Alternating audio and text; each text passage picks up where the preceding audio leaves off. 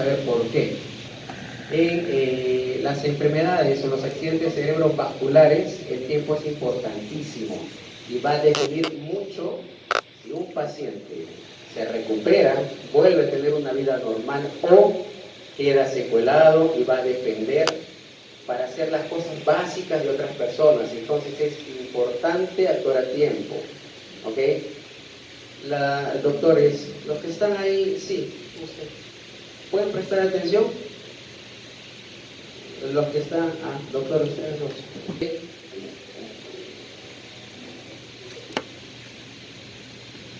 Bueno, el índice ya lo pasamos. Los objetivos, como les dije, reconocer de forma rápida un infarto cerebral, hacer un diagnóstico rápido y manejarlo de la manera más adecuada. Al término del manejo de un cuadro agudo, siempre hay que dar un tratamiento preventivo, ¿no? Para evitar un nuevo evento.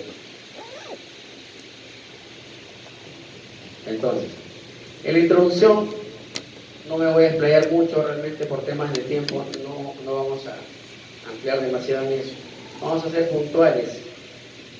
Lo que tenemos son enfermedades cerebrovasculares. Las enfermedades cerebrovasculares como tal, como ustedes pueden ver ahí, van a ser pues un proceso de patologías de los vasos en general.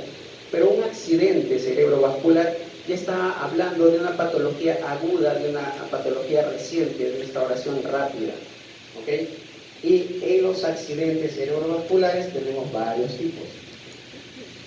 Ojo, solamente para que tengan eso presente, ictus, stroke son sinónimos. Cuando ustedes están en el hospital, de repente han visto o van a ver que activamos el código stroke, por ejemplo, en la emergencia del Revalidad.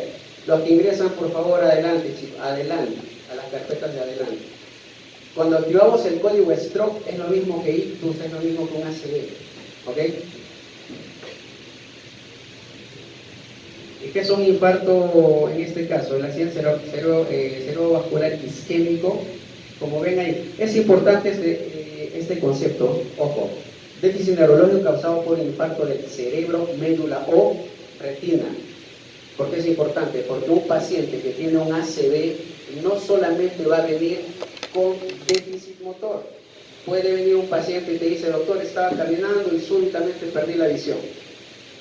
¿Ok? Entonces también puede ser un infarto cerebral, sí. Puede ser un paciente que tenga simplemente un cuadro de desequilibrio. Adelante, doctora, adelante. Desequilibrio, inestabilidad para caminar. Mide la fuerza y puede que la tenga conservada, pero no puede caminar solo. O sea, hay varias cositas ahí que puede afectar, como ustedes ven, y la sintomatología va en dependencia de eso.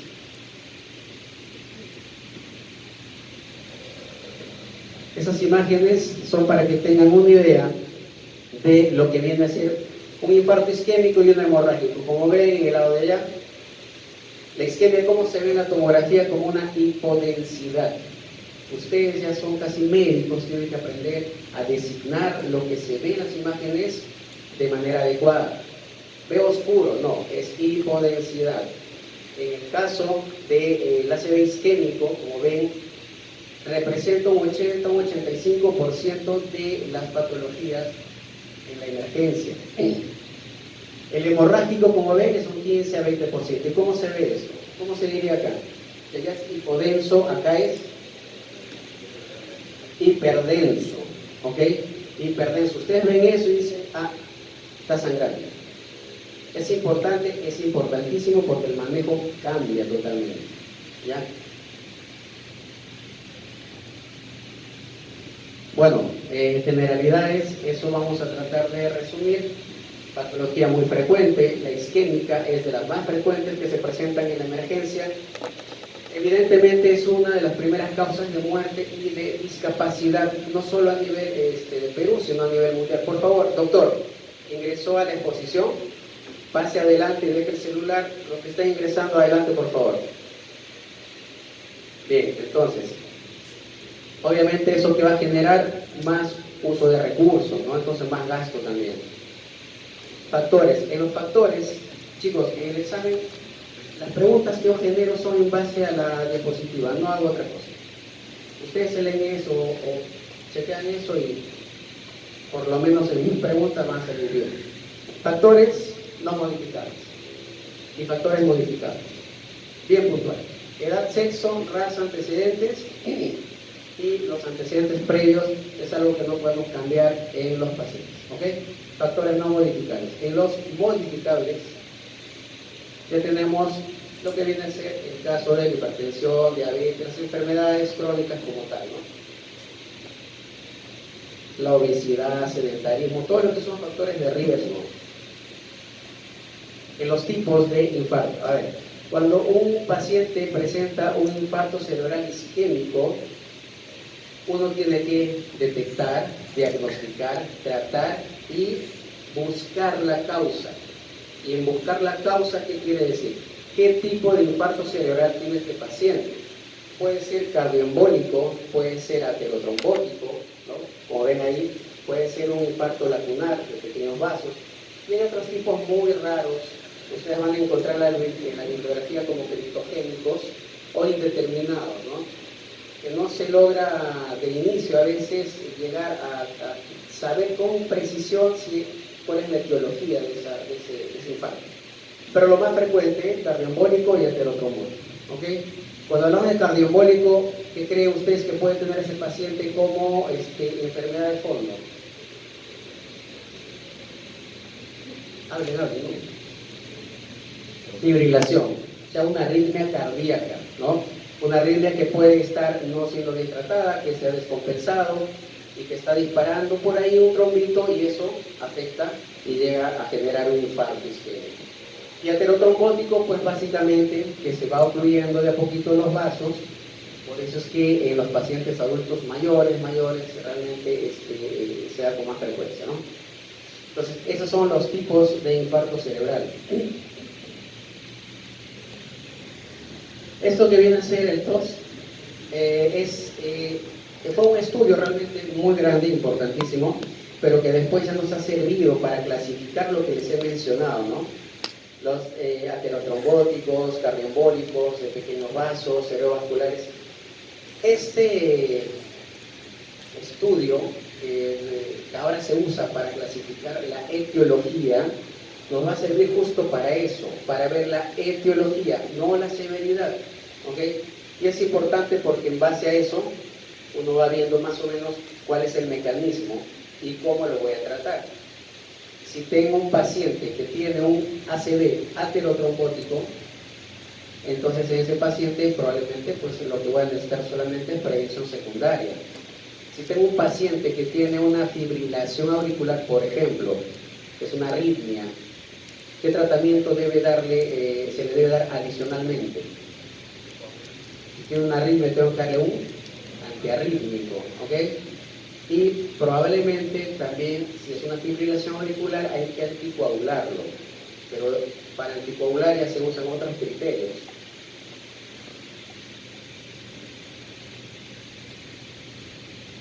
Bueno, fisiopatología, breve. Isquemia, no hay aporte de oxígeno, empieza toda la cascada que ustedes ven ahí y al final lo que se va a generar va a ser daño celular irreversible. Entonces, ¿cómo se va a ver eso en el cerebro? Pues de esta forma, ¿no? Solamente por si acaso. El flujo sanguíneo cerebral va digamos, a representar del 15 al 20% de todo el gasto cardíaco. El cerebro es un órgano que consume bastante del gasto cardíaco. Y un flujo normal es el que ven ahí, 60 mililitros por minuto por cada 100 gramos de tejido cerebral. Entonces, después de toda la fisiopatología que hemos visto, ese daño cerebral que se genera me va a generar el infarto, que es esa zona oscura que ven ustedes, que es la zona core o el núcleo. Y esa es una zona que ya está muerta, ya está establecida. Es importante cuando ustedes tienen un paciente con infarto, porque la familia dice, doctor, ¿y qué le damos? ¿Qué le pase el infarto? El área infartada ya está establecida. Pues tienen que saber explicar que eso ya está, eso no lo vas a cambiar. Hay que trabajar para compensarlo y recuperar esa zona que ustedes ven de penumbra. Esa zona de penumbra es un tejido que todavía es recuperable. Entonces, para eso yo tengo que compensar a mi paciente y garantizar un buen flujo de sangre. ¿Okay? Ahora, ¿cómo recupero la función de lo que está infartado? Eso ya es con terapia, pero esa zona infartada ya no tiene, ya no tiene solución y ya no se puede recuperar. Miren el tiempo, porque es importantísimo, ¿no? Tiempo es cerebro. ¿Qué pasa a los 10 segundos? ¿Qué pasa a los 30? ¿Qué pasa al minuto? Al minuto ya hay una glicólisis anaerobia. Entonces aumenta el ácido láctico, toda la cascada que hemos visto anteriormente, ¿no? Y a los 5 minutos hay cambios irreversibles. Por eso uno tiene que actuar rápido en estos casos. ¿Ok? Bien. Ahora, la presentación entonces de estos pacientes clínicamente va a variar, ¿no? Miren ahí todo lo que puede presentarse: déficit motor, déficit sensitivo, trastorno de conciencia. Cuando hablamos de déficit motor, ¿en qué piensan? A ver, más o menos. ¿Cómo le llamarían o cómo describirían a un paciente que viene y tiene menos fuerza en la pierna y el brazo izquierdo?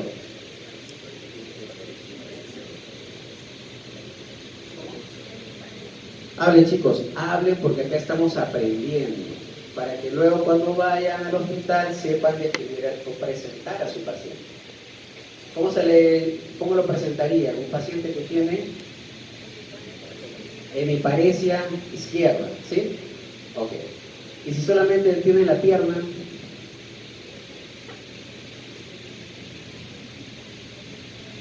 a ver,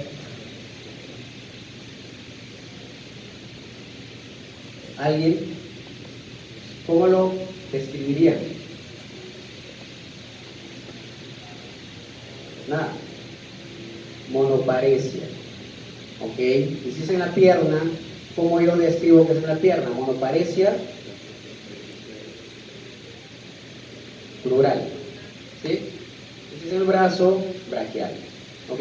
Si no puede mover, entonces ya no es hemiparesia, hablamos de plejía. Entonces los términos hay que usarlos bien. ¿Ya? ¿Y por qué va a ser importante? Porque en dependencia de lo que tú encuentres, te vas a hacer la idea de qué arteria está alterada. ¿Ya? Miren la presentación: el paciente puede venir con vértigo, no puede caminar, se va para un lado. El paciente puede venir con trastorno al sensorio. El paciente puede venir con pérdida de visión. No solamente va a venir con un déficit motor. El paciente puede venir afásico. ¿Qué es eso? No puede hablar, te va a ver, te va a entender probablemente, pero no te va a poder responder. ¿Ya?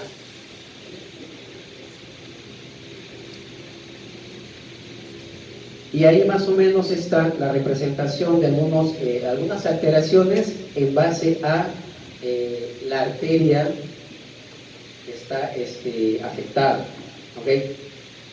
Bien, entonces vemos ahí la circulación anterior. Tenemos arterias importantes como la arteria cerebral anterior, la arteria cerebral media, y en base a cuál de ellas está alterada, ven ahí ustedes qué alteración se puede presentar: hemiplejía, hemiparesia, afasia, disartria, etcétera, etcétera, etcétera.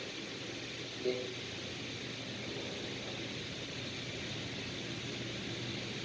Bueno, acá diagnóstico diferencial, ¿no? Lo que se conoce como stroke minis, o sea, patologías que van a presentarse como una probable o como un probable ACV isquémico.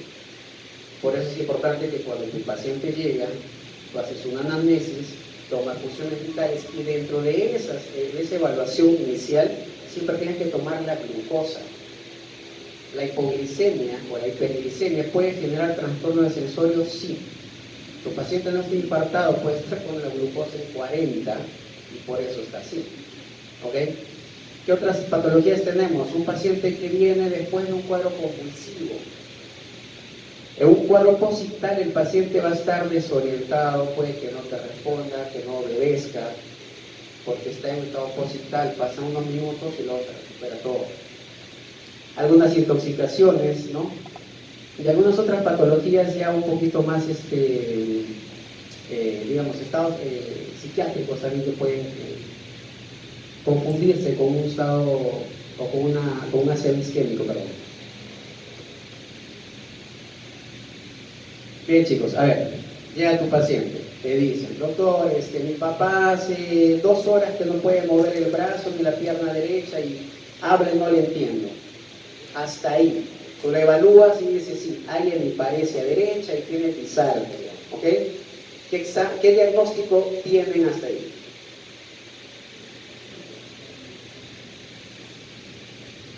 Doctor. El de... ¿Cuál sería tu diagnóstico? Sí. Un ACV isquémico. Ojo, el diagnóstico del infarto es clínico. La tomografía es uno de los primeros exámenes que debo tomar, sí, pero el que la tomografía esté normal, ¿excluye o me cambia el diagnóstico? No, no, el diagnóstico es clínico. Entonces el doctor dice, tiene su papá hasta ahorita un infarto cerebral, probablemente isquémico. Entonces, ¿qué le pedimos? Tomografía cerebral. Ustedes ven ahí una lista de exámenes, ¿no? ¿Qué dijimos? Diagnosticamos, damos tratamiento y buscamos causa, ¿no? Entonces, ¿por qué creen que pedimos el electrocardiograma? Acabamos de ver que hay tipos, cardioembólico, aterotrombótico. ¿El electro qué me va a dar? Alguna patología cardíaca como una arritmia de repente, ¿no? ¿Por qué pediríamos un ecodoppler de las arterias carótidas?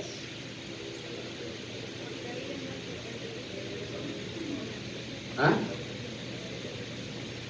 ¿Qué puede haber ahí? Una estenosis importante, ¿no? Y puede ser la causa de ese infarto, ¿ok? Radiografía de tórax, el perfil lipídico, todo eso es importante, sí. El perfil de coagulación también, ¿ok? Y más si es que estoy pensando en un paciente que probablemente está en el rango de tiempo para hacerle una trombolisis, ya vamos a ver eso. Y la glicemia, como ya hemos visto, es importantísimo, ¿no? Que no esté en hipoglicemia. Y lo otro es que los niveles de glucosa también son importantes y hay que controlarlos, sea o no el paciente diabético, ¿ok? No son los exámenes básicos que hay que pedir a un paciente con cuadro de un ACV isquémico. Vean ahí bien, por favor, de repente en su examen le sale una imagen así, ya saben qué es eso, ¿no? Una hipodensidad. En un paciente como el que llegó y el doctor dijo es un ACV, entonces confirma tu diagnóstico. Y si mi tomografía me sale normal, ¿qué hacemos? ¿Cambiamos el diagnóstico? No, no. Ya mantenemos el diagnóstico porque el diagnóstico es clínico. La tomografía me va a ayudar, ¿por qué? Porque cuando mi paciente llega así, yo tengo que saber si está cursando con cuadro isquémico o si está cursando con cuadro hemorrágico. Lo que me va a preocupar es si hay o no sangrado, porque eso también va a variar mi diagnóstico y mi manejo.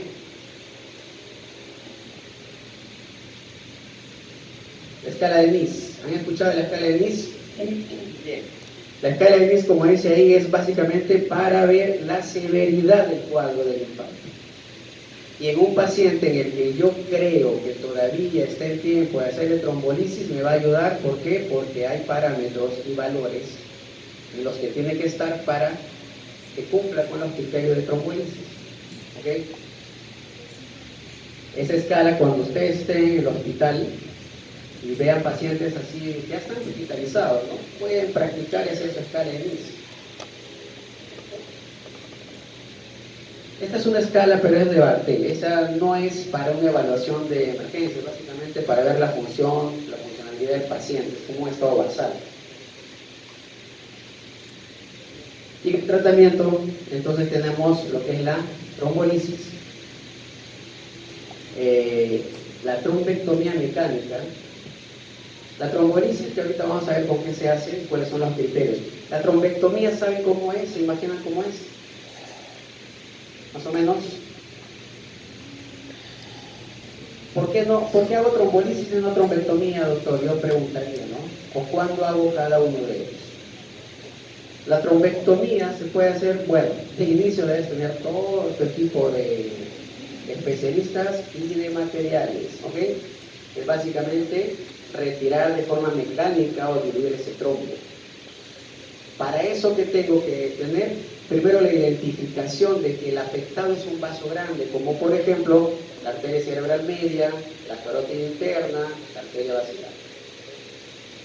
Que tu paciente no tenga alguna alteración de coagulación y el tiempo para hacer mi trombectomía, si viene y dice, doctor, mi papá está así 3 días, ya no es tributario, ni de trombolisis ni de trombectomía.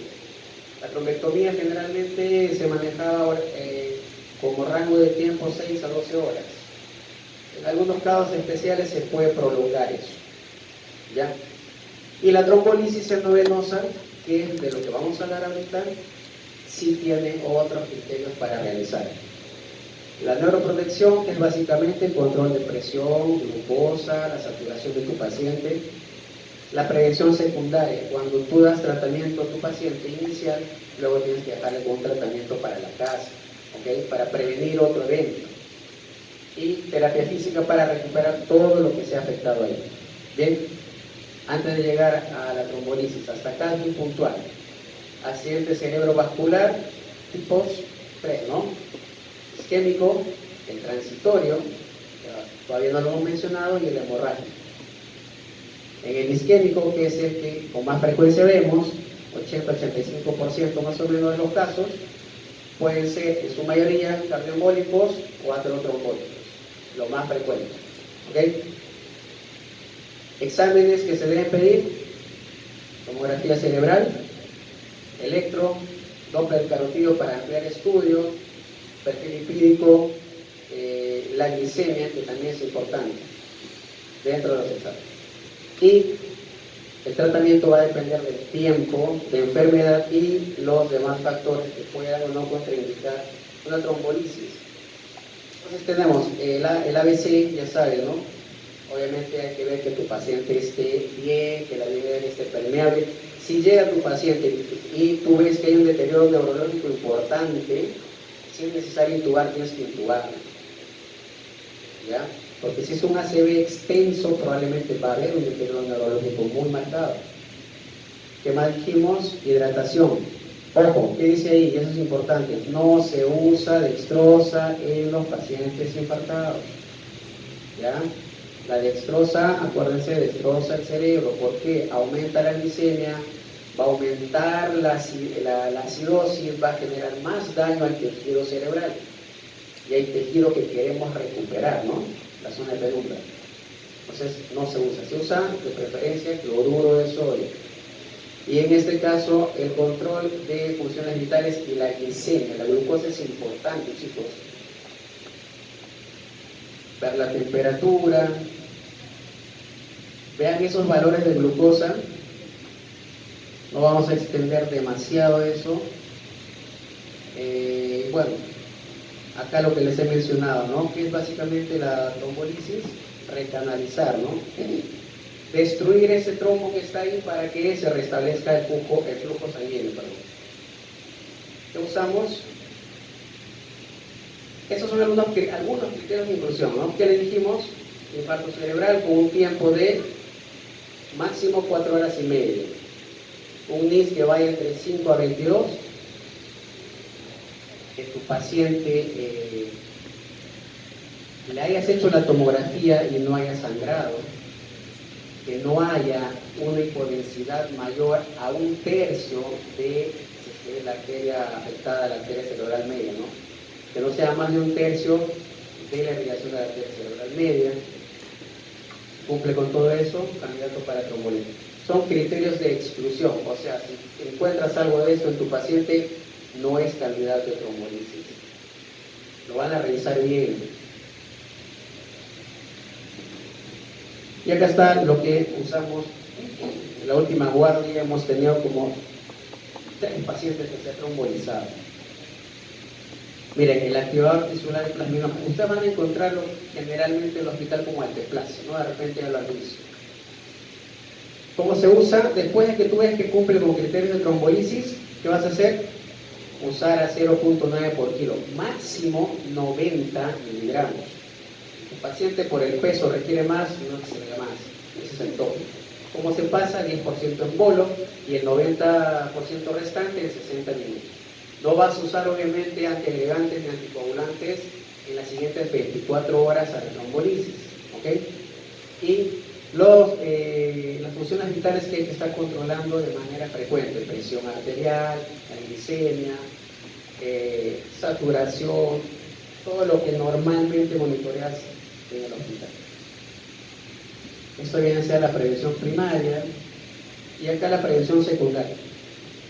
Hasta acá, antiagregantes, anticoagulantes y estatinas es lo que son los grupos de fármacos que se usan como tratamiento o prevención secundaria. Doctor, usted está al último mirando su tablet. De preferencia, si quieren tomar notas, lo hacen en un cuadernito, pero mirando de acá, no de su tablet. Así que por favor cierras, apagas o no sé.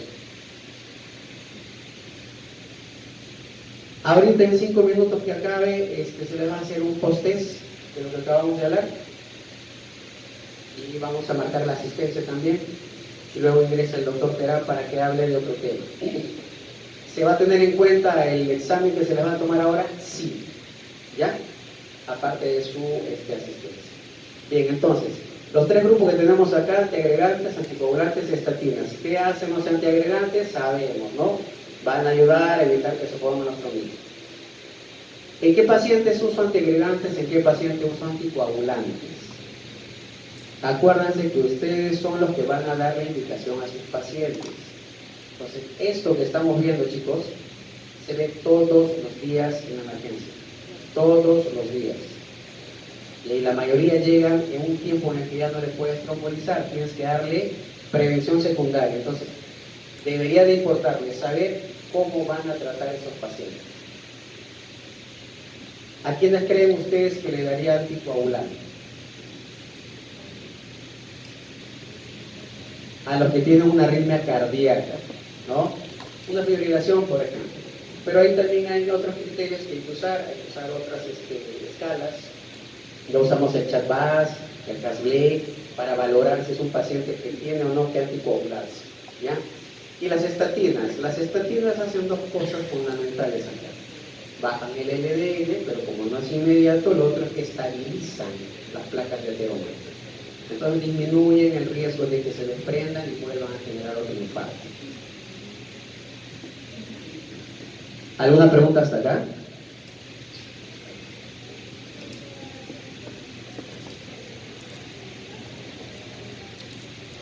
Bien, importante. Por fin alguien que dice, ¿cuánto le voy a dar? Porque tú dices, sí, hay que darle, no sabemos cuánto.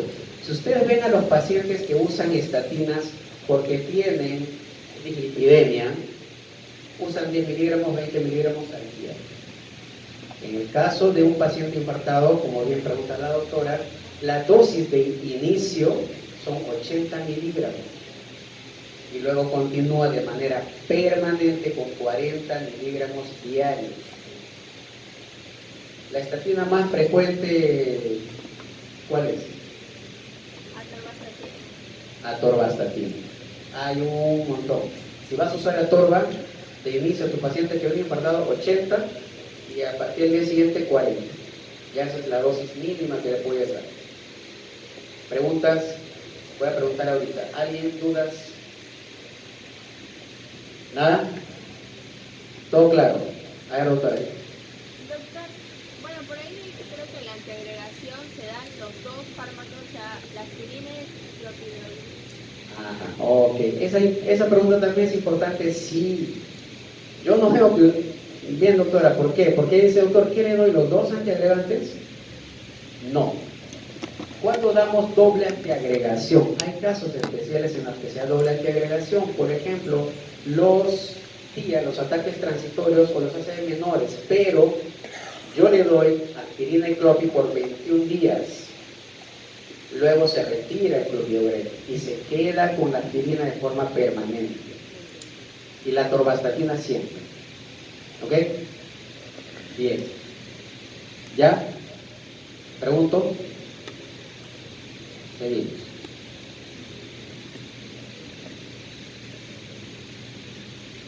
Bueno, esa ya es la definición de un ACV transitorio, ¿no? Que básicamente va a ser La diferencia que los síntomas van a desaparecer con el pasar de las horas. Y va a pasar que dicen, ¿por qué le has traído a tu mamá 80 años, doctor? En casa hace 3 horas no podía hablar, no movía el brazo derecho ni la pierna derecha. Hasta que lo trajimos y todo, ahorita ya está hablando. Le hablas y el paciente te habla normal, camina, para la fuerza normal. ¿Eso qué es? Un ataque transitorio isquémico. Pero me está avisando y este paciente tiene más riesgo de hacer un ACV isquémico ya establecido. A ese paciente tengo que darle tratamiento, prevención secundaria, ¿sí o no? Sí tengo que darle tratamiento. Y tiene que hacer sus exámenes, sus controles con el cardiólogo y el neurólogo. Hay que buscar la causa. Ese TIA, como se le conoce, o un ataque transitorio, ya me está diciendo de que este paciente tiene muchísimo más riesgo y puede hacer un infarto. Por lo general, no siempre, por lo general es un aviso en los pacientes que hacen ACVs por cuadros aterotrombóticos. ¿Ya? Pues para terminar, el ACV hemorrágico, chicos, bueno, es del 15 a 20% de las patologías que vemos. Básicamente, ¿qué es? El paciente viene porque un vasito se ha roto y está sangrando. ¿Cuál es la clínica de este paciente? Dijimos en el ACV isquémico, ¿qué hace el paciente? O presenta debilidad, o presenta mareo, o no puede hablar bien, o se desorienta, o perdió la visión, ¿no? Pero es un paciente hasta ahí relativamente estable, ¿no? Así que no es extenso. Un paciente que sangra, ¿cómo creen que va a ser la clínica, la presentación? Súbita, brusca, tórpida. Tu paciente te puede estar ahí y puede decir, me duele la cabeza, y al ratito se desplomó, se desmayó, o se puede quejar de dolor y empezar con vómitos explosivos, un proyectil, ¿no? Eso es porque hay un sangrado que está generando síntomas de probable hipertensión intracraniana, por ejemplo. Neurológicamente estos pacientes suelen venir con más deterioro y con la presión muchísimo más alta. Así que, ¿cuál es el manejo? Haces el diagnóstico igual, tomografía, tus exámenes. Si está con un deterioro neurológico importante, protegemos vía aérea. ¿Cómo? Intubamos. Y el neurocirujano tiene que ver si el manejo es o no quirúrgico. Son pacientes que tienen que estar en áreas críticas, que tienen que actuar rápido.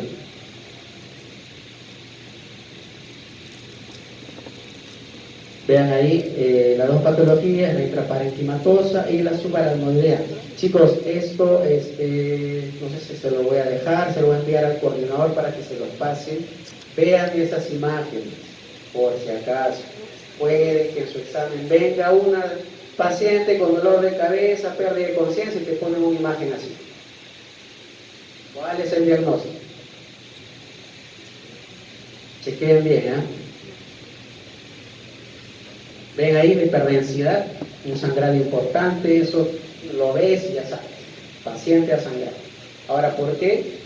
Ya hay que ver si fue hipertensivo, hay que ver si tiene una malformación, un aneurisma, algo se rompió. Y como les dije, las manifestaciones clínicas, presentación súbita, deterioro neurológico importante, puede convulsionar incluso el paciente.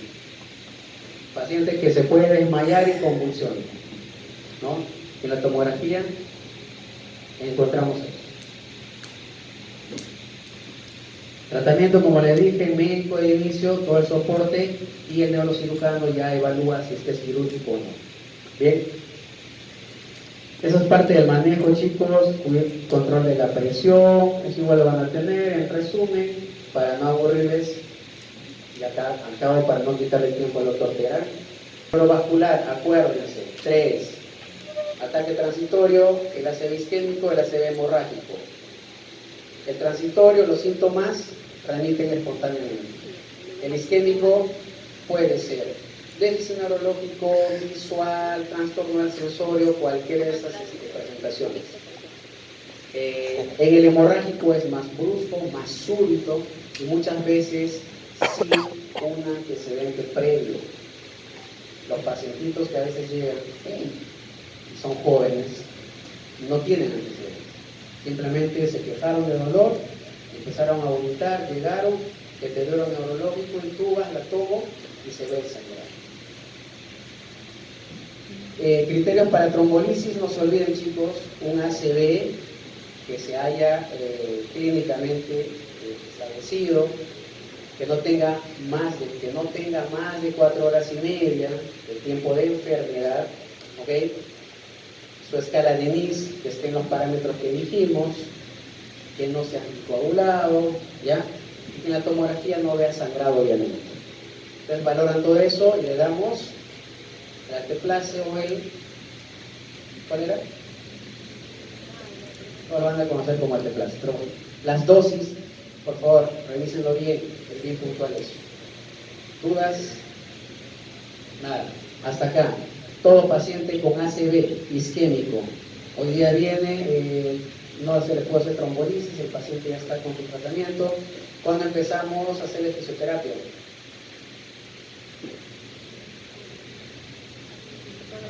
En una semana, en 10 días. La fisioterapia es inmediata. Llegó tu paciente, ya está estable, al día siguiente, si todo está bien y está en condiciones, inicia. Mientras más pronto, más recuperas. ¿Bien? Bueno, espero me hayan entendido. Este tema es importantísimo y es algo que van a verlo todo el tiempo. ¿Ok? La presentación se las van a enviar después. Si tienen dudas, igual las hacen llegar. Y todas las preguntas del examen van a salir solamente de eso. ¿Bien? Gracias, chicos.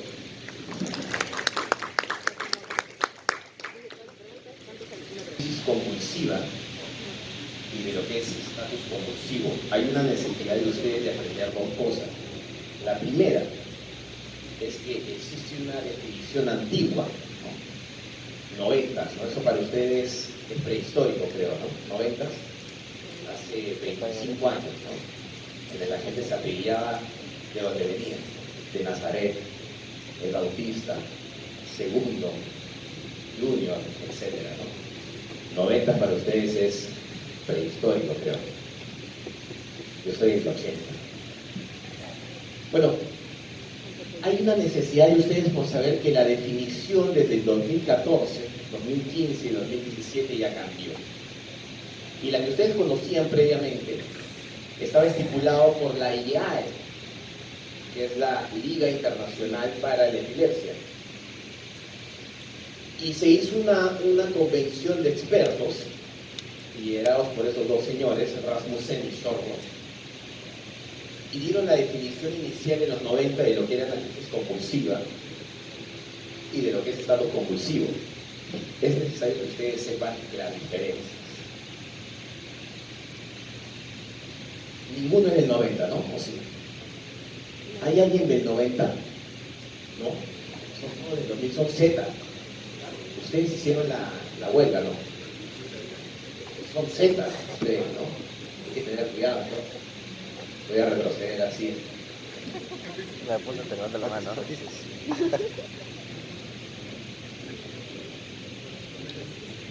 El problema con la definición anterior y la de ahora es el error de esperar. La definición anterior esperaba ir a retrospectiva, o sea, muchas crisis en un día o mayor a media hora, imagínense, ¿no? El paciente está convulsionando, no está en estatus convulsivo, no está. Hay que esperar que convulsione varias veces, al menos en una media hora, para recién llamarlo estatus convulsivo. Eso es un error. Lo que tienen que aprender ustedes y el principio que tienen que llevar para el CERUMS, el internado médico, cirujanos generales, es uno. Ustedes van a hacer la proyección clínica, no van a hacer prevención terciaria. Entonces, si subiendo una síndrome falla cardíaca. Y miren que hay dos definiciones importantes: autolimitación neuronal y excitotoxicidad. Recuerden que la neurona, aún así, cuando está convulsionando, tiene la capacidad de autolimitarse. Y eso es una ley del cuerpo humano. Ustedes se golpean, duele, hasta que el cuerpo detecta esa sensación y segrega endorfinas y deja de doler. Segundo ejemplo, ustedes convulsionan, la misma neurona se autolimita y dice, yo paro la convulsión, sin ningún fármaco, ojo. Pero ¿qué pasa cuando tú sobrepasas ese límite? Y el límite ya tiene tiempo. Ya se le colocaron los minutos en el que la neurona dice, ya no puedo. Más o menos como cuando usted y yo no van a una fiesta, a una verbena, no sé si siguen haciendo verbenas, ¿no? Van a una verbena y le dan algo con alcohol y toman la primera, ¿no? Toman la segunda, ¿no? A la tercera ustedes dicen, es muy probable que después de esta tercera ya vaya a empezar a hacer reacciones que lo vaya a repetir. Ustedes lo piensan ahí. Ustedes dicen, yo sé que con esta cuarta yo me voy a ir al diablo. Lo más probable, ¿no? Y a pesar de eso lo hacen. Lo hacen, ¿no? Lo mismo ocurre con la neurona. La neurona se puede autolimitar en su convulsión, pero si uno persiste en el tiempo sin apoyo, eso cambia de chip y la neurona ya no puede ir contra eso, y eso se llama excito, porque se mantiene excitada, toxicidad, porque genera una toxicidad cerebral.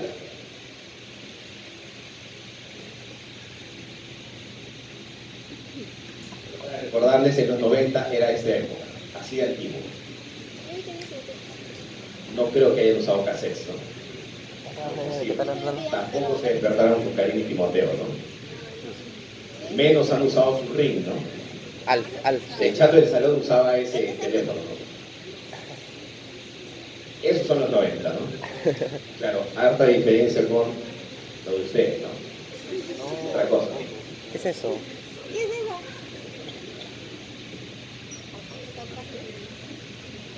Mis de graba las hacía en cassette, yo. Más o menos saben muy bien. ¿Es un error esperar? Sí, es un error esperar, ¿no? Como cuando ustedes ven su celular y lo boxean horriblemente, ¿no? Están esperando esa esperanza de respuesta en el WhatsApp, ¿no? Después de la verbena que le dicen, hola, ¿qué tal? Y nunca llega ese mensaje. ¿Es un error esperar? Sí. Ustedes como médicos no pueden esperar a que ese paciente persiste en convulsiones. ¿Es un error esperar? Sí, ¿no? Ahora nos han lavado el cerebro de que existe Black Friday, ¿no? Todos los viernes son Black Friday. No llego a entenderlo, de verdad. Y lo peor de todo es esperar y creer que la situación va a cambiar. ¿No? Ya eso es falta de amor propio, ¿no? Te fui infiel, pero dice que te ama. Bueno, este paciente les va a llegar a sus serums, o cuando sean ustedes internos, y el interno no duerme, ¿no? No come tampoco, ¿no? Se alimenta por fotosíntesis, aprende por ósmosis. Yo dejo mi sello y no voy a descansar. Si me despierta, no vuelve a la guardia. Les va a llegar ese paciente una volcadura de vehículo y va a llegar traído por un técnico, un bombero, un rescatista que probablemente sepa y haya asistido más accidentes que ustedes, porque tiene 15 años en la región, en Serums o donde ustedes estén trabajando, y les va a decir, doctora, doctor, porque al interno también se dice doctor, ¿no? Doctor, el jovencito, mire, ha sufrido una convulsión de 1 minuto cuando lo hemos estado rescatando. El paciente ahorita está semidespierto, ¿eh? Durante el traslado ha sufrido otra convulsión de 30 segundos. Y cuando lo han ingresado a su unidad, ha vuelto a convulsionar brevemente. La pregunta que les hago a ustedes, y si me la responden nos vamos todos, y para mí es mejor porque me pagan las 2 horas. La pregunta que les hago a ustedes es, ¿esto es una crisis convulsiva o eso es un estatus convulsivo? Estatus, 100%. ¿Qué te dice tu amigo chat? ¿Qué te dice? ¿Es estatus? A ver, pregúntale, ¿qué te dice? tiene diapositiva? ¿Y cómo tiene diapositiva tan rara? ¿Sí? Ya, bueno.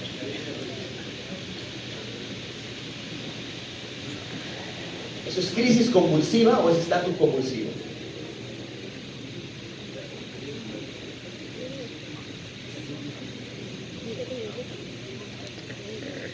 Convulsionó un minuto, paró.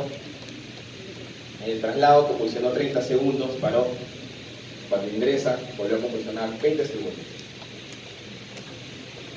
¿Es una crisis o es un estatus?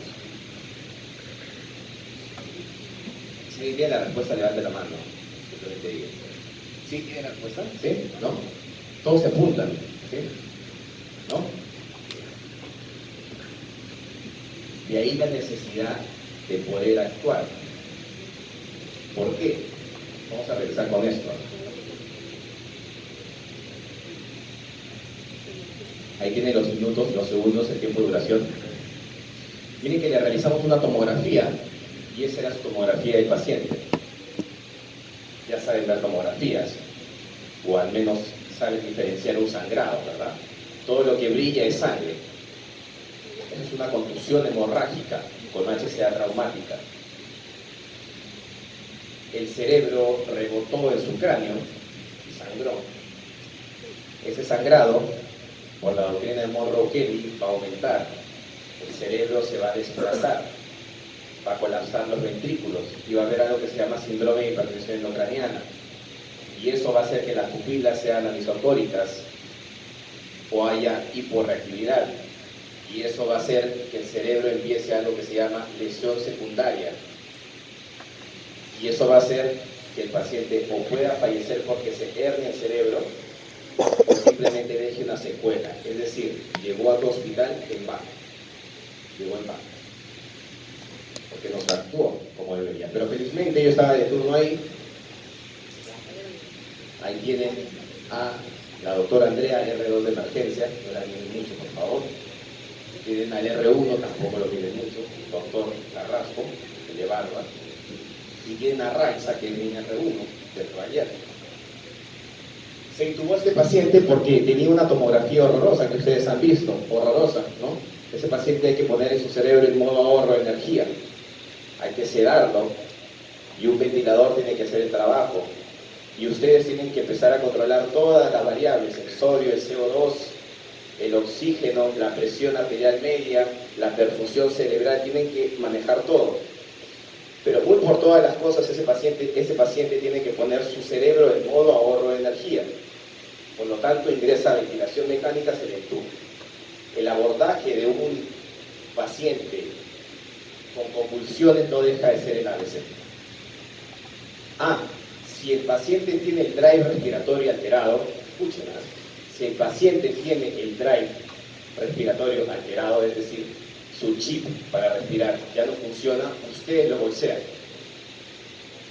Si el paciente tiene el chip intacto, ustedes le dan FiO2, por más que esté encefalopático, es decir, una reservoria, una carga. Ese es el A.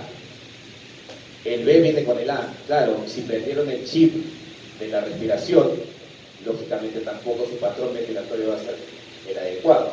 Por lo tanto, lo bolseamos. Pero si su drive está intacto, va a ventilar y le damos FIO. Y no da tiempo de intubar. Y el C es, se hipotensa, coloco vasopresores. Está con la presión muy elevada, eso significa un cerebro hiperémico. Y si está hiperémico, eso no me conviene. Porque es como que ustedes se hubieran golpeado la pierna y ustedes estén trabajando y al sol con la pierna. A ustedes no les conviene tener hiperémica esa pierna, les conviene colocar hielo, compresas y antiinflamatorios. El abordaje de un paciente con estatus convulsivo inicia con el ABC. ABC. Pero hay ciertos detalles que tienen que conocer.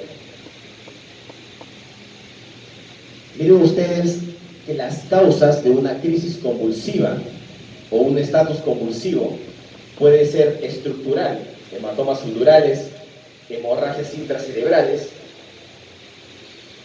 El del medio es una moto, se le salió el casco en su primer rebote y en su segundo rebote, como Estaba con la Marina con Sucre. El primer rebote salió el casco. Más o menos en la Marina con Pershing, o sea, 50 cuadras más allá ya rebotó la cabeza. Tenía una fractura de macizo facial también. El de la derecha también es un motociclista. Las lesiones y los focos epileptógenos pueden ser estructurales.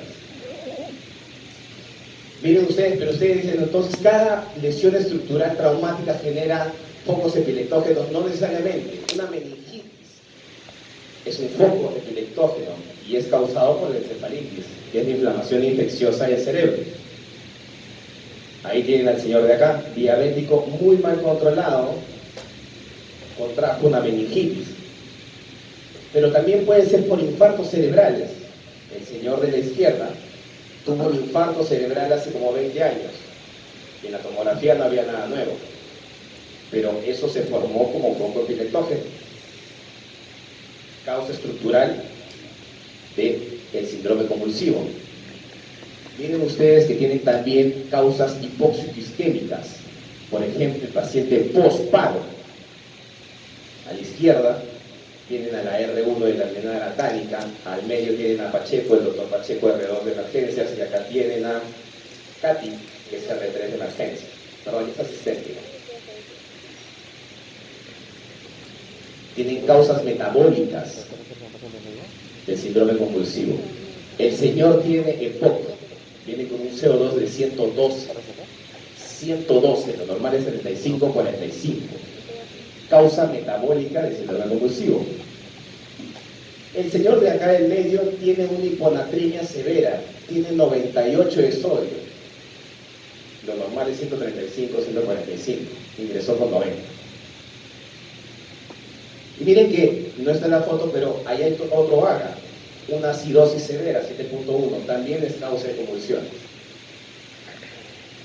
A lo que voy con esto es que ustedes, muy aparte de manejar la convulsión, que es la expresión física, ustedes tienen que saber cuál es la etiología de fondo que está generando esa patología.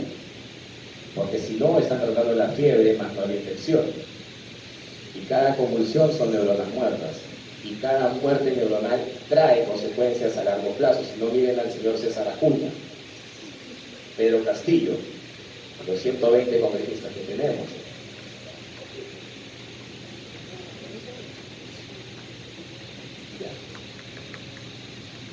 ¿Qué necesitamos para poder, todavía no lo hemos dicho, qué necesitamos para saber las diferencias entre una crisis convulsiva y un estatus convulsivo? Ya que nadie respondió, nos tenemos que quedar hasta las 4:30.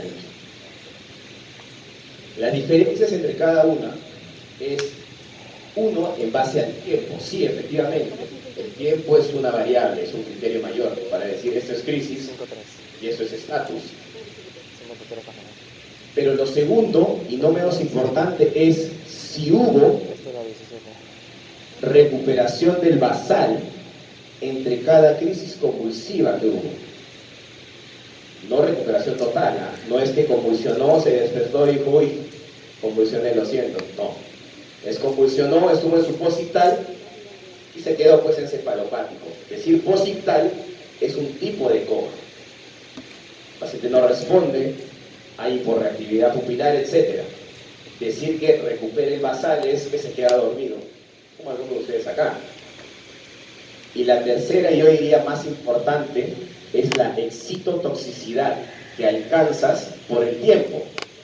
Miren ustedes que tienen a el GABA. El GABA es el que te dice al cuerpo, no, tranquilo, no sigas excitado, no sigas estimulado. Pero por otro lado tienes al glutamato, ¿no? Que es tu diablo, que es el que dice, no, sigue con la excitabilidad y no le hagas caso al GABA. El gran problema de un estatus convulsivo es que conforme pasa el tiempo, ojo, conforme pasa el tiempo y conforme se van repitiendo las crisis convulsivas, el cuerpo se hace menos sensible al GABA y hay una retroalimentación negativa con el glutamato, es decir, entra en un ciclo vicioso, poca afinidad por GABA, mucha sensibilidad por glutamato y entra en ese círculo vicioso maligno. Por lo tanto, ustedes se van a ver en la necesidad de usar no solo fármacos a dosis altas, sino también la necesidad de usar de primera línea, de segunda línea y de tercera línea. Porque cada minuto que pasa y cada crisis que ocurre, el cuerpo se hace más reacio al medicamento y no va a bastar solo con uno, dosis plenas, va a tener que utilizar un segundo y un tercero. Esas son las tres variables, los tres escenarios clínicos en los que se basa la definición de crisis convulsiva y estatus convulsivo.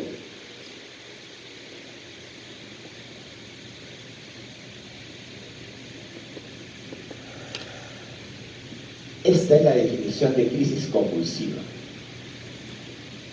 Esta es la definición de crisis convulsiva. Bueno, ¿qué les parece? Me ayuda, puede ser actividad neuronal excesiva normal es transitoria y motoras no motoras con o sin movimientos. Correcto, entonces la crisis convulsiva no es normal. La crisis convulsiva es una Actividad neuronal excesiva. Neuronal.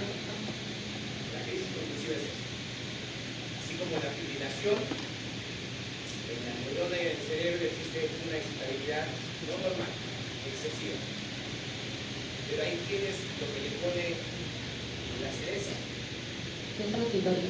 Es transitoria. ¿Qué quiere decir eso? ¿Qué quiere decir? Momentánea, o sea, que ocurre Momentánea. O sea, que ocurre. dura minutos. Se autoelimina. Se autoelimina. Scioli bien ha dicho que la crisis convulsiva es aquella que es transitoria. Transitoria. Es decir, se autolimita, ocurre y se va. Iba a decir, es una broma de una verbena, pero bueno, mejor no la digo porque tengo miedo de los audios.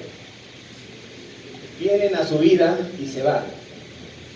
La crisis convulsiva es aquella que va y viene, tiene la capacidad de aparecerse y luego desaparecerse por algo que pasó. Es transitoria y se autolimita. Se autolimita.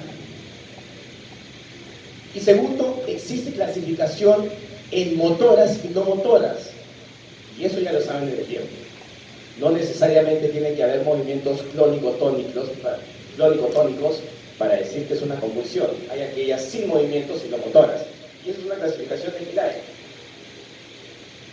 ¿Cómo se ve una convulsión, una crisis convulsiva?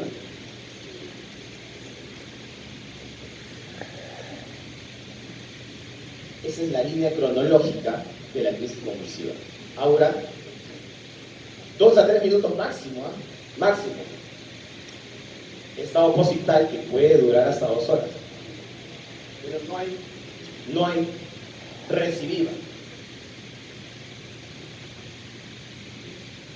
¿Recuerdan lo que mencionamos hace un momento? ¿Cómo se le llama a ese paciente que convulsiona, recupera, vuelve a convulsionar, recupera el cesorio, vuelve a convulsionar, recupera? No es crisis convulsiva, tampoco estatus, porque el estatus no recupera. Hay esta nomenclatura que es clúster de crisis. Crisis convulsivas en clúster, que son casualmente esas crisis, 2, 3, recupera, vuelve a convulsionar. No es estatus, no es estatus. Es simplemente una crisis convulsiva repetitiva. Y ahí tienen la literatura donde pueden encontrarla. La respuesta a ese paciente era una clúster crisis. La de la foto de la volcadura de vehículo. Y entramos a la definición de estatus epiléptico. ¿Qué crees, Sion? Dime a alguien que quiera decir la definición de estatus convulsivo. ¿Conoces a alguien de acá que tenga buena voz, alguien fornido, voz de locutor, que tú consideres interesante para poder continuar.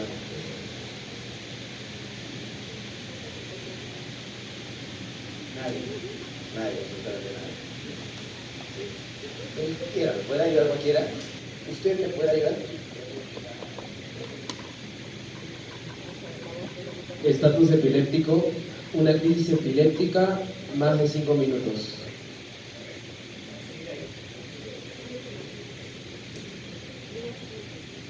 Más de 5 minutos.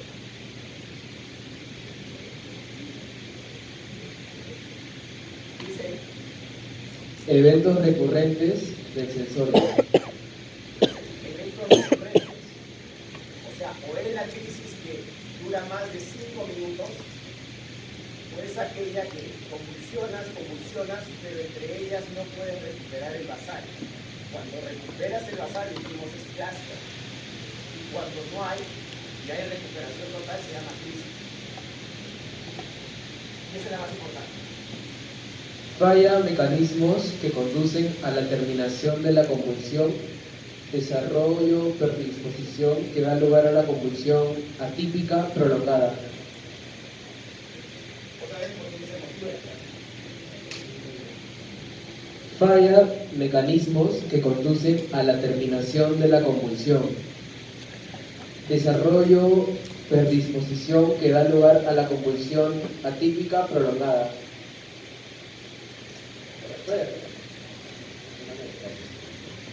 Emanuel lo ha dicho muy bien. El estatus, el criterio mayor de la definición, y ahí radica el problema y el peligro de un estatus compulsivo, es que existe un fallo en el mecanismo de la neurona para poder autorregularse. O sea, no lo vas a tener. Va a seguir convulsionando 1 hora, 2 horas, 3 horas, 24 horas si tú no haces algo. Y ese algo se llama colocar medicamentos de primera línea, segunda línea y tercera línea. Y si tú sigues esperando que convulsione, se va a hacer más refractario al tratamiento. Por eso el tiempo es una variable considerable e importante en el síndrome compulsivo. El criterio mayor es ese, la excitabilidad persistente del glutamato como la tóxica o el tóxico, y la pérdida de la sensibilidad por el GABA. Eso se llama excitotoxicidad. Excitotoxicidad.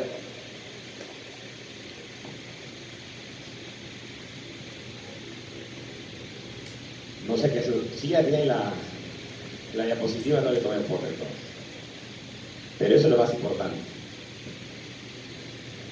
No existe autolimitación, existe excitotoxicidad, persistencia de crisis y resistencia a la farmacología, y por lo tanto daño neuronal.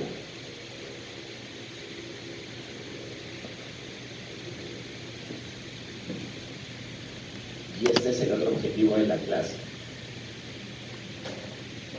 El otro objetivo de la clase es que ustedes reconozcan que la ILAE, hoy por hoy, ha determinado desde el minuto 0 al minuto 5 como T1.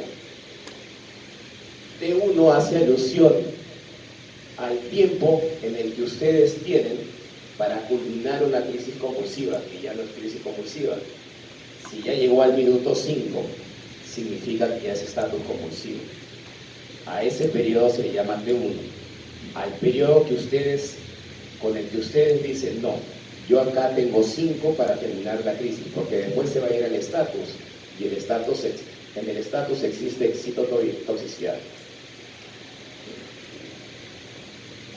Lo otro es que ustedes tienen que conocer que existe algo que se llama T2. T2 es cuando existe ya un daño neuronal. El paciente que, a pesar de tus hazañas por colocarle midazolam, propofol, etcétera, etcétera, sigue convulsionando, y no decimos que sigue convulsionando persistentemente, convulsionó le parece la crisis, pero a la hora volvió a convulsionar, eso ya está muy mal, porque aquel que vuelve a convulsionar o sigue persistiendo en el tiempo entra en lo que es T2, y ese pregunta de examen. T2 es el daño neuronal establecido. Si un paciente en estatus convulsivo llega al T2, existe el daño neuronal. T1 es donde tú dices tengo que actuar, porque esto no lo va a parar nadie. Y T2 es cuando tú dices, voy a tener que prepararme para un daño neuronal producto del estatus convulsivo.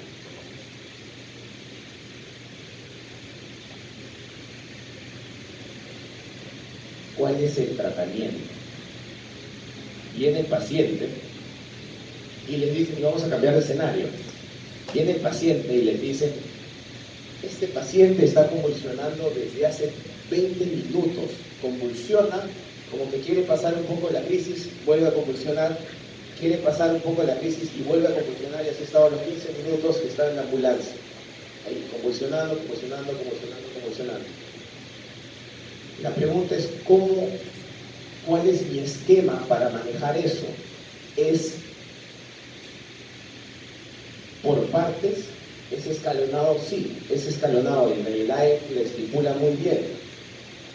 Estadio 1, aquel que ya llegó a los 5 minutos, aquel que ya llegó a las crisis convulsivas y que no ha calmado y llegó al minuto 5, se le llama estatus convulsivo inicial o temprano, y eso es pregunta de examen. Y tú lo puedes tratar idealmente con midazolam intramuscular 10 miligramos, ojo, intramuscular, 10 miligramos, si pesa más de 40 kilos, 5 si pesa menos de 40 kilos. Te lo digo para que no estén buscando una vía. Que hoy por hoy se ha hecho un estudio donde lorazepam es exactamente igual y no hay inferioridad entre el lorazepam y el midazolam intramuscular. Ustedes con un midazolam pueden tratar el estatus convulsivo temprano. No necesitan abrirle una vía. Dicho sea de paso, creo que lo tengo acá.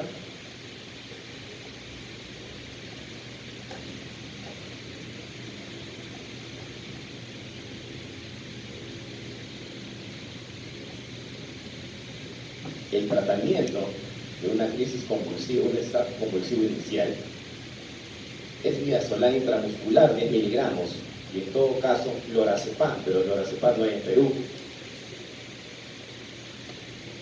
También pueden usar 0.1 de midazolam por kilo de peso, es decir, si pesa 70 le pueden poner 7 miligramos, 0.1 por tu peso. Y esto es pregunta de examen también. Y el nivel de evidencia es 1A. 1A. Ahora, si miran la diapositiva, van a poder ver que el diazepam no forma parte de eso. Lo que pasa es que estamos en Perulandia, ¿no? Y es lo que tenemos a la mano. Y es lo que nos permite o nos pudiese permitir colocarle al paciente sin sedarlo mucho, teniendo la propiedad de poder terminar la crisis o el estatus convulsivo temprano. Pero lo que ustedes se tienen que llevar es que el tratamiento de primera línea son los 3 primeros: endovenoso a esas dosis, intramuscular o endovenoso lorazepam. Y el diazepam no forma parte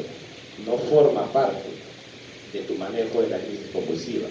Es como el captopril, en lo que antes se llamaba la crisis convulsiva, crisis hipertensiva, no existe, es una peruanada.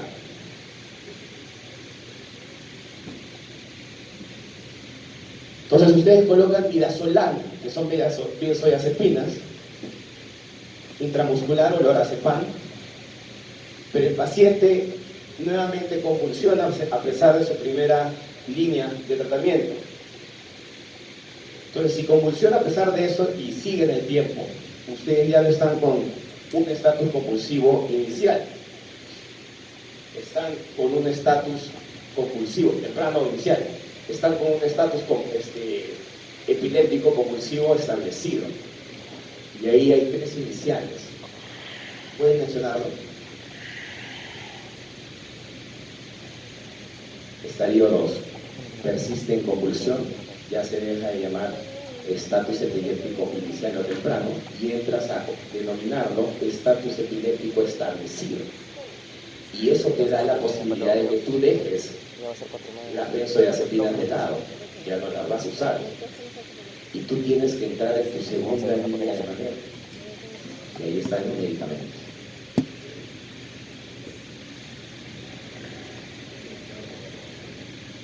Vamos a ver por acá, ¿no puede ayudar?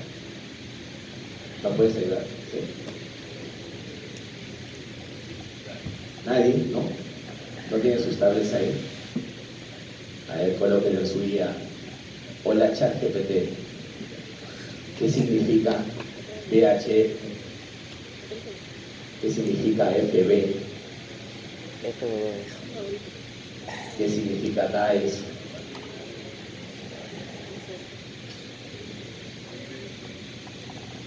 Sí, ¿lo buscaron o no? ¿Quién lo encontró? ¿Lo encontraron o no? Yo no sé usar la IA, si no lo buscaré. Sí, es prehistórico. Bueno.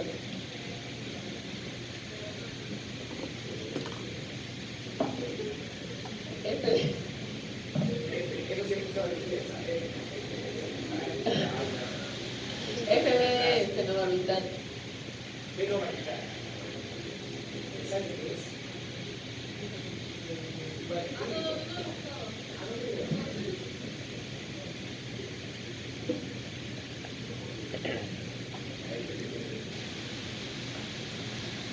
FB es fenobarbital, es un barbitúrico, ¿no? ¿Qué otra cosa han buscado por ahí? ¿Alguien? ¿Lo encontraste? No. ¿No? Tienen fenitoína. Fenitoína. Tu segunda línea de tratamiento es fenitoína, fenobarbital, ácido valproico o levetiracetam. O sea, al paciente tú le colocas lorazepam, que no hay acá, nos vamos a ir a algo más cercano, Hospital de Bariátrico, lo hay a 2 de mayo. Le colocamos midazolam intramuscular 10 miligramos. Estamos tranquilos. Pasa la unidad de shock trauma porque asumimos que ya es un estatus convulsivo inicial o temprano y vuelve a convulsionar más de 5 minutos. Bueno, ya lo usamos nuevamente. Podemos usar nuevamente el midazolam y el lorazepam, pero es necesario colocar un fármaco de segunda línea. Fármaco de segunda línea. Ya es necesario colocar fenitoína. Fenobarbital usualmente no lo tenemos.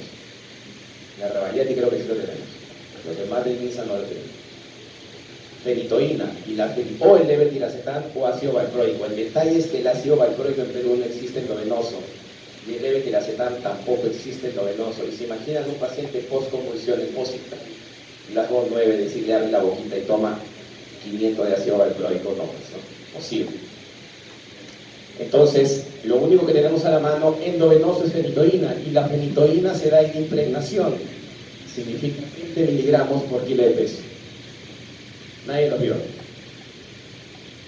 20 miligramos por kilo de peso.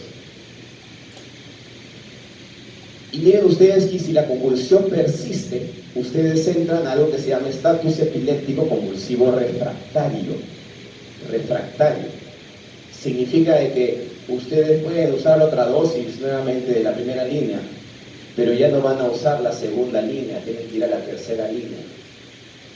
Y la tercera línea es que te vayas a los hipnóticos y los barbitúricos anestésicos. Por ejemplo, el tiopental. Por ejemplo, el propofol. Por ejemplo, sí, el midazolam, pero en infusión a dosis de sedación en escala de Richmond de -4, -5. Ese paciente con estatus epiléptico refractario, obviamente, si le vas a colocar tiopental, fenobarbital en infusión, midazolam, propofol, va a tener que ingresar a mano, porque vas a bloquear el drive respiratorio. Vas a bloquear el drive respiratorio, tienen que entrar a mano. Y ya lo denominas estatus epiléptico refractario. Y ojo que incluso estando sedado, tú le sacas una gasometría y por momentos te eleva el lactato. Eso es una sola cosa, que de repente puede seguir convulsionando el paciente. Entonces te pones el electroencefalograma y si existe todavía actividad neuronal a pesar de eso, tú entras al estatus convulsivo suprarrefractario. Lo he visto solo una vez, en un paciente post-paro de 24 minutos. El electroencefalograma seguía con actividad convulsiva, claro, no motora, porque estaba sedado, con infusión de propofol, pero acá arriba en el cerebro existía todavía la excitotoxicidad, la actividad neuronal brutal, y este paciente se gana optimizar la sedación, es decir, los fármacos de la cuarta línea, le subes y le optimizas la dosis. Y se ganó, perdón, tercera línea, y se ganó quedarse con su electroencefalograma ahí, para ver si vuelve a hacer otra crisis.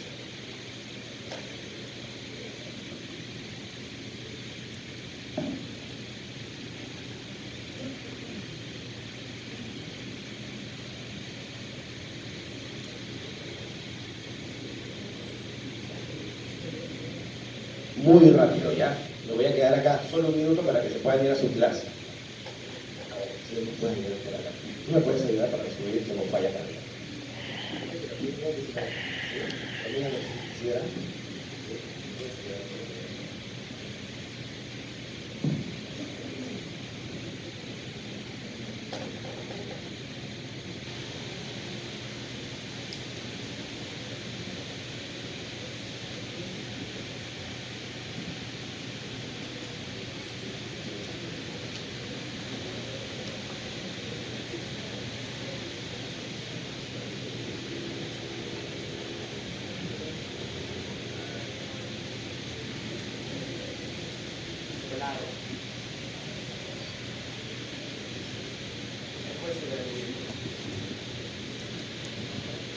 Daño cerebral estructural, esclerosis,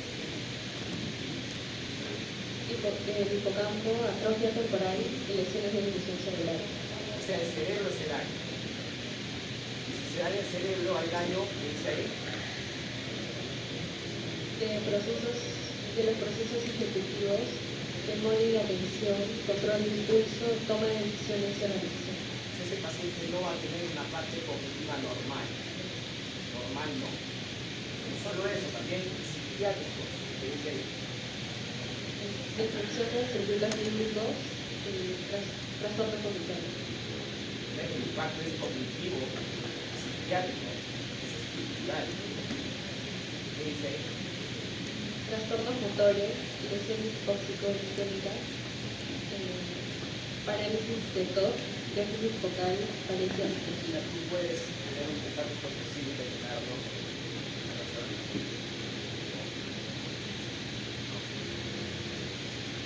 Porque también te ocurren trastornos motores.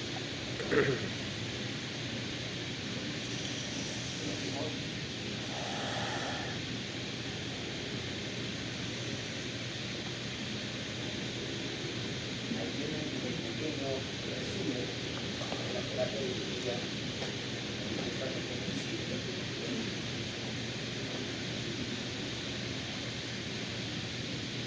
La primera línea, benzodiazepinas. La segunda, impregnación con fenitoína. La tercera son los sedantes, propofol, midazolam en infusión a dosis plenas, fentanilo,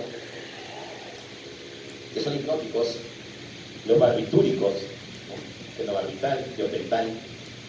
Y la cuarta, pues, es llegar a las dosis plenas, pero para eso en la tercera ya tu paciente va a estar en ventilación mecánica. Y en la cuarta, te ganaste el paciente a pie de cama, su electroencefalograma. Listo. Terminamos, creo que tienen otra clase, pueden ir en paz con Dios.